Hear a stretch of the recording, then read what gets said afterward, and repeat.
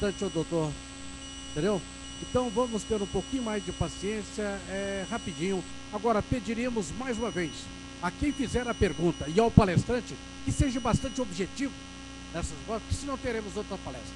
Muito obrigado.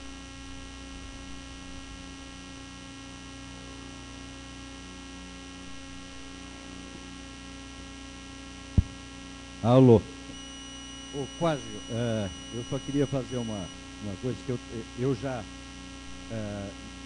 não estou falando isso como pergunta, tudo que eu já estou fazendo isso há muito tempo, mas eu gostaria que você reforçasse ou reprovasse a minha ideia.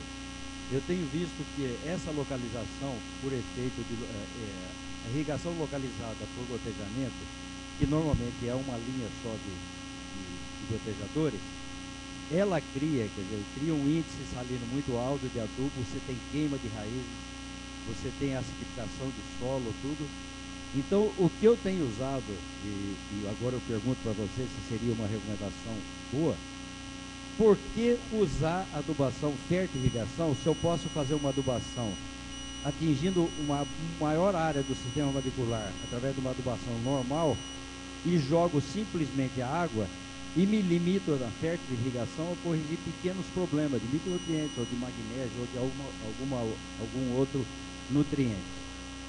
Principalmente agora que você tem adubo de liberação lenta, que você pode fazer uma adubação e depois ela fica muito mais barata a aplicação. Eu reforço para você que a aplicação de nutrientes por via solo, ela não é tão cara assim, e esse parcelamento não é o que vai encarecer a adubação. Veja, Durval, há uma diferença enorme. E o que dá mais certo para nós é associarmos as duas coisas. Por quê? A eficiência fertilizante é muito mais alta na fertilização do que na adubação sólida. A sinergia com o uso de água é muito grande. Então, o que nós temos que fazer? A diferença de produtividade também você usa a mesma dose. Nós estamos com 4 experimentos com física. Toda vez que a gente usa adubo sólido, como você está falando, e água, a produtividade é menor do que quando eu tenho a mesma quantidade de nutrientes com a mesma fonte fertirrigada. Então há uma diferença grande de produtividade a favor da fertirrigação. No caso de café, Durval, é maior a diferença, porque a sinergia é maior.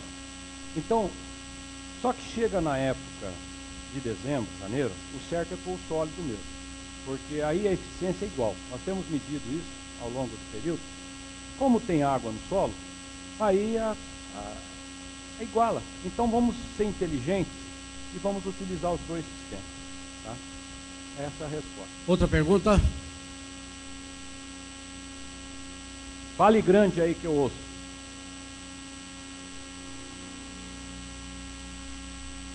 Bom, meu nome é Flávio, eu sou engenheiro agrônomo. A gente conhece a distribuição do sistema radicular, igual o senhor falou, no bulbo, e quando a gente faz via sólido também. E nós temos o aproveitamento de cada elemento.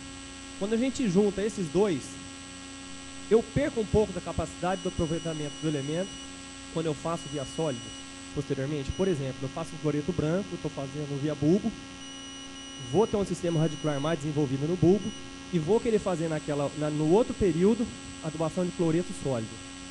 Como é que vai ser esse aproveitamento desse cloreto? Vai ser igual ou como é que isso funciona? Você sabe que aí que fica interessante, porque como nós estamos vivendo em condições que tem chuva, o sistema radicular cresce nessa época. É diferente de quem está numa região semiárida, e o sistema radicular fica restrito ao bulbo, ele não sai dali. Mas nas águas sai.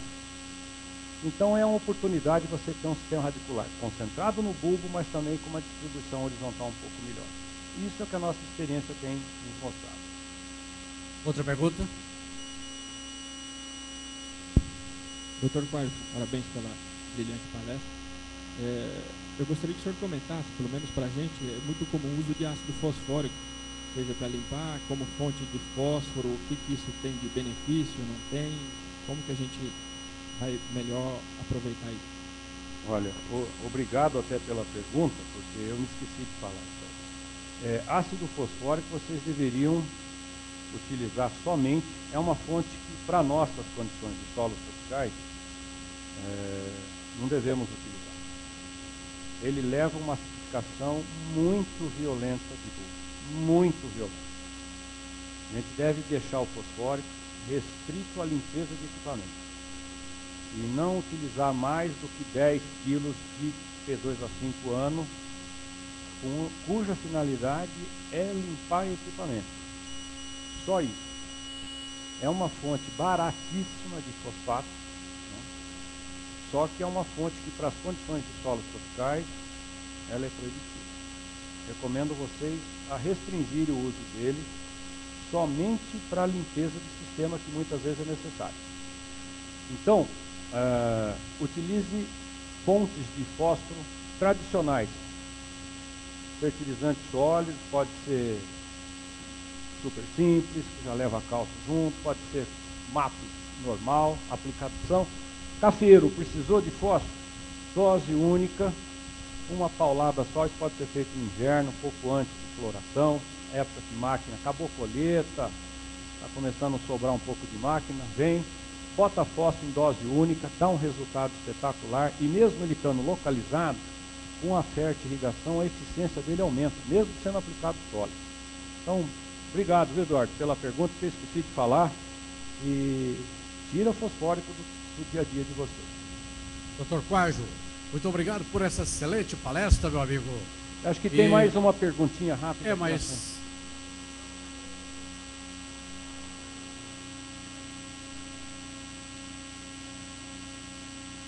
Então, a pergunta é a respeito do uso da LEPA no pivô para aplicação de ureia, é isso? Eu acho bastante interessante, desde que você não coloque uma dose muito alta ao ponto de causar aquela queimadura que eu mostrei, que é muito comum. Então, trabalhe bem diluído várias vezes. E no caso de LEPA, dá até para usar ureia. Só que o problema é que acidifica muito. Então, use, mas não tanto. Meus amigos, eu tenho certeza que o Dr. Quajo, ele ficará à disposição dos senhores para qualquer outras perguntas. E agradecemos aos senhores essa paciência do atraso que houve no início. Convidamos os senhores para o almoço e que retornemos no nosso tempo, tá bom? O Dr. Quajo está à disposição dos senhores logo ao lado.